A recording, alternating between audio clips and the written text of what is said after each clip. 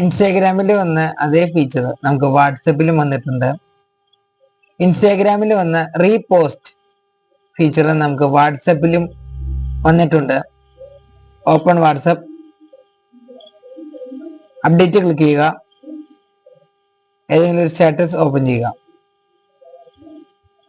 ഇതിൽ നിങ്ങൾക്കൂടെ കാണാൻ സാധിക്കുന്നുണ്ടാവും, ആ ലൈക്കിന്റെ തൊട്ടടുത്ത് ഒരു പുതിയൊരു ചിഹ്നം വന്നേക്കുന്ന കാണാൻ സാധിക്കുന്നുണ്ടാവും. ഇത് ക്ലിക്ക് ചെയ്യുക.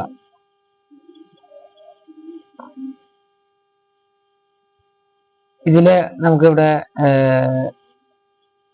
ഇൻസ്റ്റാഗ്രാമിൽ വന്ന ആ ഒരു ഫീച്ചർ എന്ന് പറയുമ്പോൾ റീപോസ്റ്റ് ആണ്. പക്ഷെ വാട്സപ്പിൽ വന്നേക്കണത് റീഷെയർ എന്നും തന്നെയാണ് വന്നേക്കണത്.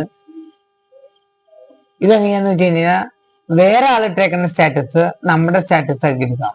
അതാണ് റീഷെയറിലൂടെ ഉദ്ദേശിക്കുന്നത്. അപ്പോ നിങ്ങൾക്ക് ഈ ഒരു ഫീച്ചർ വന്നിട്ടുണ്ടെങ്കിൽ യെസ് എന്ന് കമന്റ് ചെയ്യുക. ഫീച്ചർ വന്നിട്ടില്ലെങ്കിൽ വാട്സാപ്പ് അപ്ഡേറ്റ് ചെയ്യുക.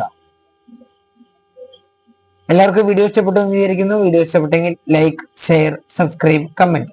ഇതുപോലുള്ള യൂസ്ഫുൾ വീഡിയോസിനെ basic blog YouTube channel subscribe ചെയ്യുക. Thank you for watching.